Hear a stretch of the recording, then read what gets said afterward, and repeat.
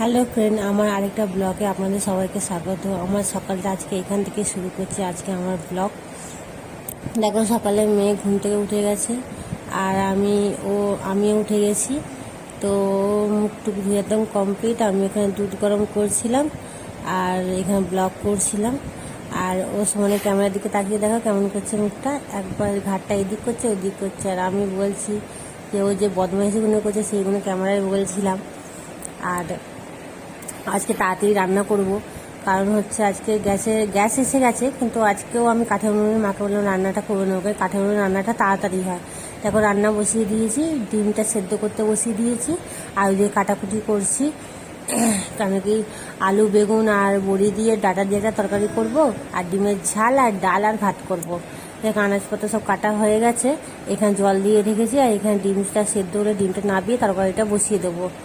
আর এইদিকে দেখো আমি রান্না করছিলাম আর মেয়ে দেখো আমার সামনে এসেছে রান্না করার। এখানে এসে শাশুড়িকে বলছিলাম, যে শাশুড়ি বলছেন যে ওকে এসে নিয়ে যেতে।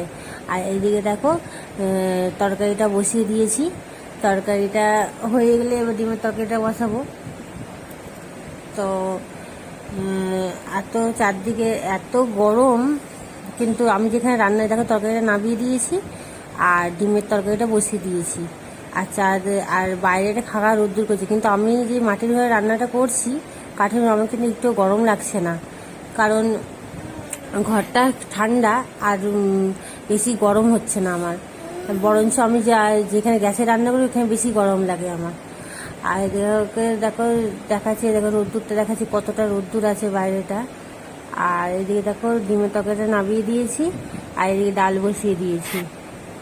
ডালটা নামিয়ে ভাতটা বসাবো, বসানোর পর ওইখানে যা মাজামুজি করা সেটা করব। আর দালানটা পুছবো, কারণ শ্বশুর দুধ পাইল করে দুধ দিতে যায়, তো দুধগুলো সব পড়ে থাকে, সে পোছাপুছি করতে হবে এগুলো।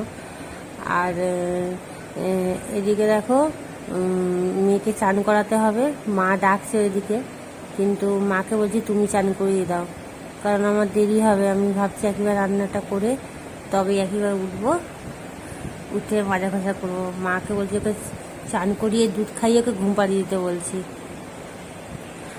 আর এদিকে দেখো ডালটা হয়ে এসছে, কথা বলতে বলতে এদিকে দেখো ভাতটা বসিয়ে দিয়েছি, জলটা গরম হয়ে এসছে, এবার চালটা দিয়ে দেবো, দিয়ে তারপর বাদবাকি যে কাজ আছে ঘরে ওইগুলো সব করবো, আস্তে আস্তে করবো।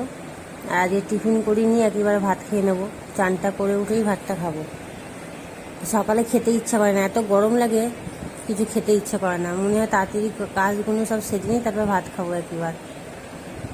আর আমার ভিডিওটা যদি তোমাদের ভালো লেগে থাকে তাহলে লাইক করবে আর আমাকে ফলো করো প্লিজ। আর দেখো আমার চান হয়ে গেছে, এবার আমি ভাত খাবো বলে মাকে ডাকছি ভাতটা দিয়ে দিতে, কারণ আমি নিজে বেড়ে খেতে আমার ভালো লাগে না। আর দেখো আমি খেতে বসে গেছি। আর এই দেখো আমি ভিডিওতে বলছি যে কী তরকারি হয়েছে, ডিমের ঝাল হয়েছে, ডাঁটা আলু বড়ি দিয়ে তরকারি হয়েছে, ডাল হয়েছে। খেয়ে দিয়ে মেয়েটাকে রেডি করব। আর একটু দেরি হয়ে গেছিলো সব কাজ সারতে। আর দেখো এইদিকে আমার দেখো খাওয়া হয়ে গেছে, খেয়ে একটু বসেছি, মেয়ে এসে দেখো কোলে চেপে বসেছে।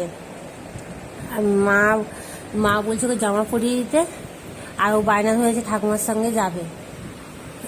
এবার আমি এখানে একটুখানি শুয়ে পড়েছিলাম আর দেখি কখন বাইরে বেরিয়ে গেছে রোদের মধ্যে। আর এইদিকে দেখো ও আসছে, মা ওকে দিতে এসেছে, ওকে জামা পরিয়ে দেওয়ার জন্য। দেখো ওকে জামা পরিয়ে চুল বেঁধে দিয়েছি। এবার ওর খিদে পেয়ে যাবে, ওকে একটু খাওয়াবো। তার দুপুরে ওকে ভাত খাওয়ানো হয়নি, কেন দুধ খেয়েছিল বলে ওকে ভাত খাওয়ানো হয়নি, এখন ভাত খাওয়াবো। তবে জামা আবার চেঞ্জ হয়ে গেছে, কারণ ওই জামায় শক্তি পড়েছিল বলে। আর এদিকে আমার শ্বশুরমশাই এসে গেছে, মোষ চড়িয়ে চলে এসে দেখো মোষগুলোকে বাঁচছে, খেতে দিচ্ছে, বাবাকে জল দিতে এসেছি। মেয়ের এবার টিফিন করবো, মেয়ের জন্য কেন আমরাও একটু সুজি খাবো, সুজি দেখো রেডি করছি। আর তোমরা সবাই ভালো থেকো, সুস্থ থেকো। আজকের ভিডিও এই পর্যন্ত, বাই বাই সবাইকে। আর আমার ভিডিও যদি একটুও ভালো লেগে থাকে আমাকে প্লিজ সাপোর্ট করো, আমাকে ফলো করো, লাইক করো সবাই। বাই বাই সবাইকে, গুড নাইট, সবাই ভালো থেকো, সুস্থ থেকো।